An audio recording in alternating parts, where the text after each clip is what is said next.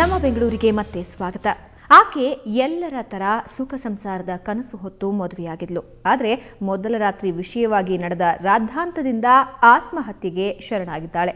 ನಡೆದಿರೋದು ಇಷ್ಟೇ. 8 ತಿಂಗಳ ಹಿಂದೆ ಮದುವೆಯಾದ ಈಕೆಗೆ ಅತ್ತೆ ತವರು ಮನೆಯವರು ಹಾಸಿಗೆ ಮತ್ತು ಮಂಚ ಕೊಡಿಸಲಿಲ್ಲ ಅನ್ನೋ ಕಾರಣಕ್ಕೆ ಗಂಡ ಮತ್ತು ಹೆಂಡತಿಯನ್ನ ದೂರ ಮಾಡಿದ್ದಾಗಿ, ಅಲ್ಲದೆ ಕಿರುಕುಳ ನೀಡ್ತಾ ಇದ್ರು ಅನ್ನೋ ವಿಷಯ ಬಹಿರಂಗವಾಗಿದೆ. ಇದರಿಂದಾಗಿ ಮನನೊಂದ ಈ ಮಹಿಳೆ ಆತ್ಮಹತ್ಯೆಗೆ ಶರಣಾಗಿದ್ದಾಳೆ.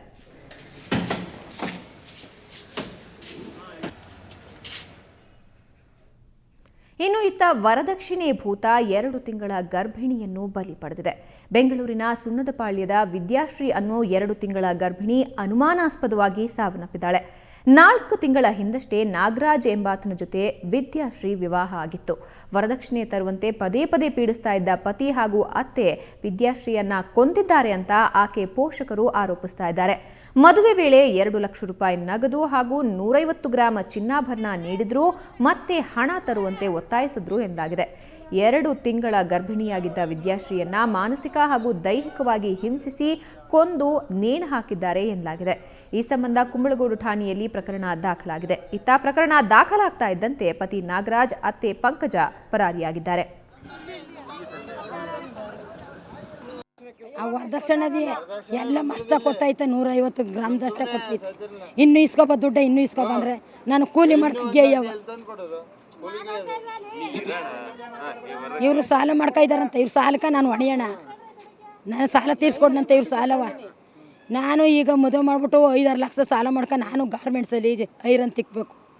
ಅಲ್ಲಿ ಗಾರ್ಮೆಂಟ್ಸಲ್ಲಿ ಇವನಿಗೆ 2 ಲಕ್ಷ ದುಡ್ಡು ತಂದು ಕೊಡ್ನಂತ. ಇವನಿಗೆ ಈಸ್ಕೊಬರೋಗು ನಿಮ್ಮ ಅಪ್ಪನ ಮನೇಲಿ ಗೇಯ್ತಾವಳವಳು ನಿಮ್ಮಮ್ಮ, ಈಸ್ಕೊಬರೋಗು ಅಂತ 3-4 ಚಿನ್ನ ಕಳ್ಸವನ ಬಸತ್ತಿ. ಯಾವ ಥರ ಸಹಿಸಿದಾರು ಅಂತಂದರೆ ಬೇನಂತವೆಲ್ಲ ಹೊಡೆದವಳೆ. ಫಸ್ಟು ಕಪ್ಪಲ್ಲಿ ಹೊಡೆದ್ಬಿಟ್ಟವಳೆ, ಇಲ್ಲಿ 3 ಬೆಳ್ಳಿ ಇಳ್ದವೆ. ಕಪ್ಪಲ್ಲಿ ಹೊಡೆದ್ಬಿಟ್ಟದ ಹುಡುಗಿ ಸಣ್ಣ ಮಲಿಕೊಬಿಡ್ತು. ಇಲ್ಲೆಲ್ಲ ಹೊಡೆದು ಆ ಪ್ಯಾನ್ಗೆ ಸೀರೆ.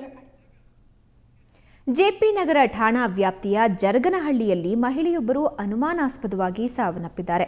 ಮೃತಳನ್ನ ಸುಮಾರು 45 ವರ್ಷದ ಪ್ರತಿಮಾ ಅಂತ ಗುರುತಿಸಲಾಗಿದೆ.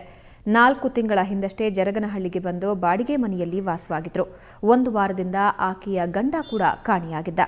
3 ದಿನಗಳ ಹಿಂದೆಯೇ ಪ್ರತಿಮಾ ಸಾವನ್ನಪ್ಪಿದ್ದು, ಆಕೆಯ ಶವ ವಾಸನೆ ಬಂದ ನಂತರ ಸ್ಥಳೀಯರು ಪೊಲೀಸರಿಗೆ ಮಾಹಿತಿ ನೀಡಿದ್ರು. ಜೆಪಿ ನಗರ ಪೊಲೀಸರು ಪರಿಶೀಲನೆ ನಡೆಸುವುದಾಗಿ ಕೊಳೆತ ಸ್ಥಿತಿಯಲ್ಲಿ ಪ್ರತಿಮಾ ಶವ ಪತ್ತೆಯಾಗಿದೆ. ಜೆಪಿ ನಗರ ಠಾಣೆಯಲ್ಲಿ ಪ್ರಕರಣ ದಾಖಲಾಗಿದ್ದು, ಇದೊಂದು ಕೊಲೆಯೋ ಆತ್ಮಹತ್ಯೆಯೋ ಅನ್ನೋದು ತನಿಖೆಯ ನಂತರವಷ್ಟೇ ಗೊತ್ತಾಗಲಿದೆ.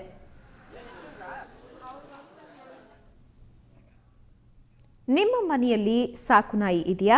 ಅದನ್ನ ವಾಕ್ ಕರ್ಕೊಂಡು ಹೋಗ್ತೀರಾ? ಹಾಗಾದ್ರೆ ಅದು ಮರದ ಬಳಿ ಕಾಲೆತ್ತದಂತೆ ನೋಡ್ಕೊಳ್ಳಿ. ಯಾಕೆ ಅಂತೀರಾ? ಈ ಸ್ಟೋರಿ ನೋಡಿ.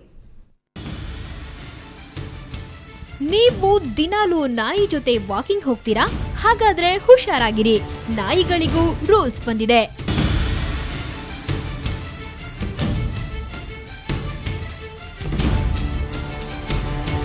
ಫುಟ್ಪಾತ್ ನಿಮ್ಮ ನಾಯಿ ಟಾಯ್ಲೆಟ್ ಅಲ್ಲ, ನಿಮ್ಮ ನಾಯಿ ಮಾಡೋ ಗಲೀಜಿಗೆ ನೀವೇ ಜವಾಬ್ದಾರರು.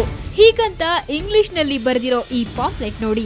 ಇದು ಇರೋದು ಕೋರಮಂಗಲದ ಅಪಾರ್ಟ್ಮೆಂಟ್ ಒಂದರ ಮುಂದಿರುವ ಪಾರ್ಕ್ನಲ್ಲಿ. ಸಾಕು ನಾಯಿಗಳ ಕಾಟದಿಂದ ಬೇಸತ್ತ ಯಾರೋ ಅನಾಮಿಕರು ಹೀಗೆ ಮರಗಳ ಮೇಲೆ ಕರಪತ್ರ ಅಂಟಿಸಿ ಜಾಗೃತಿ ಮೂಡಿಸುತ್ತಿದ್ದಾರೆ. ಗಾರ್ಡನ್ ಫೆಸಿಲಿಟಿ ಬಂದು ಚೆನ್ನಾಗಿ ಮೇಂಟೈನ್ ಮಾಡ್ತಾ ಇದ್ದಾರೆ. ಈ ಅಪಾರ್ಟ್ಮೆಂಟ್ ಕ್ಲೀನ್ ಆಗಿರುತ್ತೆ ಅಂತ ಹೊರಗಡೆ ಇರೋರೆಲ್ಲ ವಾಕಿಂಗ್ ಪರ್ಪಸ್ಗೆ ಇಲ್ಲಿ ಬರ್ತಾರೆ. ಬರುವಾಗ ಇದೆಲ್ಲ ಡರ್ಟಿ ಆಗಿ ಕಾಣುತ್ತೆ ಅಂದ್ಬಿಟ್ಟು ಕಂಪ್ಲೇಂಟ್ ಮಾಡಿರ್ಬೋದು. ಅದಕ್ಕೆ ಈ ಥರ ಅಡ್ವರ್ಟೈಸ್ಮೆಂಟ್ ಎಲ್ಲ ಹಾಕಿರ್ಬೋದು. ಅದು ಒಳ್ಳೇದು ತಾನೆ. ಅದು ಸುತ್ತಲ ಪರಿಸರ ಸ್ವಚ್ಛವಾಗಿಟ್ಕೊಂಡ್ರೆ ಒಳ್ಳೇದು. ಹಾಗಂತ ನಾಯಿ ಜೊತೆಗೆ ಸ್ವಚ್ಛಗೊಳಿಸೋದಕ್ಕೆ ಬಟ್ಟೆ ಎಲ್ಲ ತರೋದು ಸಾಧ್ಯವಿಲ್ಲ ಅಂತಾರೆ ಸ್ಥಳೀಯರು. ಟವಲ್ ಅವೆಲ್ಲ ತಗೊಂಡು ಬಂದು ಅದೆಲ್ಲ ಮಾಡೋಕ್ಕಾಗಲ್ಲ.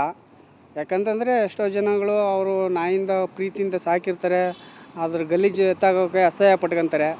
ಅದರಿಂದ ಎಲ್ಲರೂ ಬಂದು ಟವಲ್ ತಗೊಂಡು ಬಂದು ಅವೆಲ್ಲ ಕ್ಲೀನ್ ಮಾಡೋಕ್ಕಾಗಲ್ಲ ಮೇಡಮ್.